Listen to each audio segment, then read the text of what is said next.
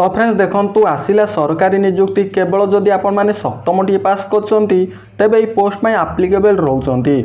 उभय पुरुष एवं महिला माने आवेदन करि पारिबे ए फॉर्म टी को। तेबे एथिरे केउ पोस्ट में नियुक्ति रहिछि सेथिरे केते बयस क्वालिफिकेशन आवश्यक रहउछि केमिति आपण माने एथिरे अप्लाई करिवे सिलेक्शन प्रोसेस कोन रहिबो एवं एथिरे सिलेक्शन टी पाउथिले पोस्ट अनुजाई केते टंका सैलरी बा दरमा पाइबे ए सबुर विषय ए टू जेड इनफॉरमेशन आज मु आपण मानकु वीडियो माध्यम रे प्रोवाइड करिदेबी।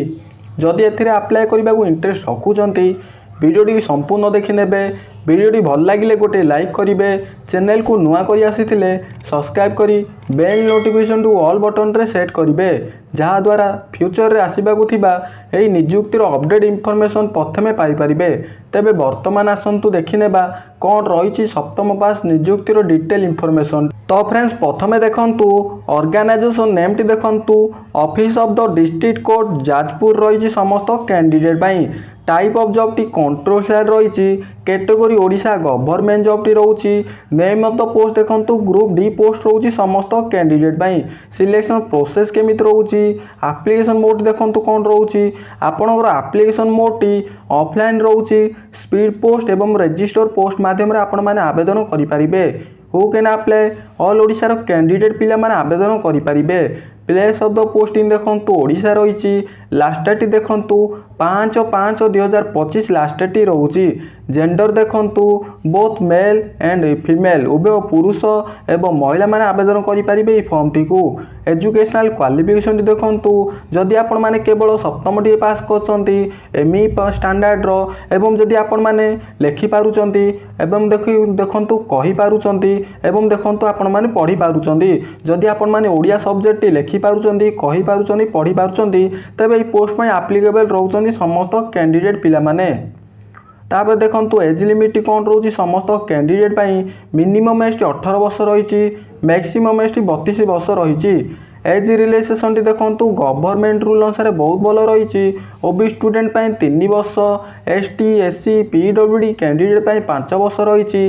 एक्स सर्विसमैन कैंडिडेट पाई 5 वर्ष रही। एवं देखंतु PWD plus SC ST candidate पाई 15 वर्ष एज रिलैक्सेशन टी रहउछि। तापर देखंतु आपण मानकर सिलेक्शन कौन रहउछि सैलरी कौन रहउछि। सिलेक्शन प्रोसेस देखंतु सैलरी आपणकर 452 टंका पर डे रहउछि समस्त कैंडिडेट पाई। सिलेक्शन प्रोसेस देखंतु candidate selected by the process of security application रहउछि। तापर आपणकर इंटरव्यू टी रहउछि। आपण मानकर इंटरव्यू पर आपण माने सिलेक्शन रहउछन्ति समस्त कैंडिडेट पिला माने।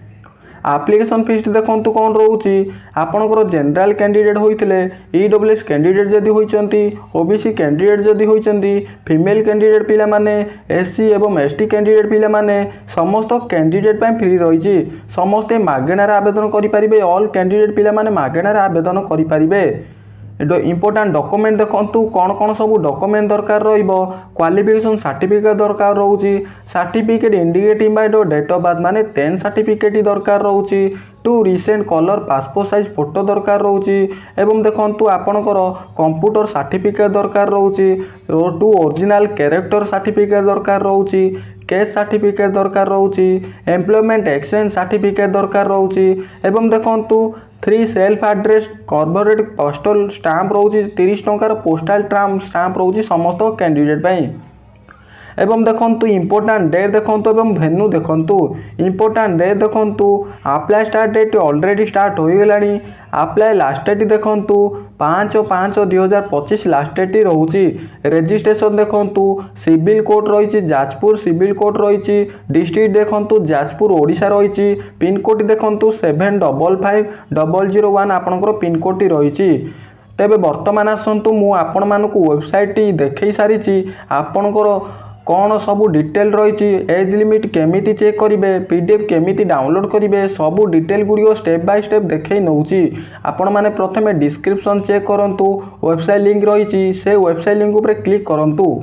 क्लिक कर सारिबा पर फ्रेंड्स देखंतु एइभली किछि शो करिवो समस्त कैंडिडेट पई देखंतु ओडिशा डिस्ट्रिक्ट कोर्ट रिक्रुटमेंट 2025 रहिछि notification out for group D post रहउछि जदि आपण माने सप्तम दशम टी पास करचंती तबे एई पोस्ट पई एप्लीकेबल रहउचंती ताबे देखंतु आपण माने डायरेक्ट तळु तळु स्क्रॉल करिवे एई समस्त अपडेट मो ऑलरेडी वीडियो रे कहि सारिछि आपण माने वीडियो टी को फुल वॉच करंतु जानि परिबे देखंतु तळु तळु स्क्रॉल करि सारिबा पर देखंतु आपण मान पई इंपोर्टेंट लिंक टी शो करूची समस्त कैंडिडेट पाई नोटिफिकेशन पीडीएफ लिंक रही अप्लाई फॉर डीओ पोस्ट रही तो आपण माने जदि पीडीएफ लिंक टी डाउनलोड करबा को चाहउछंती क्लिक योर ऊपर क्लिक करंतु क्लिक योर ऊपर क्लिक करि सारिबा पर देखंतु गूगल ड्राइव टी ओपन रहिबो गूगल ड्राइव टी ओपन हो सारिबा पर देखंतु एई भली किछि शो करिवो समस्त कैंडिडेट बाय पीडीएफ टी देखंतु पीडीएफ टी ओपन रहउची आपण माने ए पीडीएफ टी एई प्रोसेस माध्यम रे डाउनलोड करि परिबे देखंतु पीडीएफ टी रे आपनकर एप्लीकेशन फॉर्मेट टी मध्ये शो करिवो समस्त कैंडिडेट बाय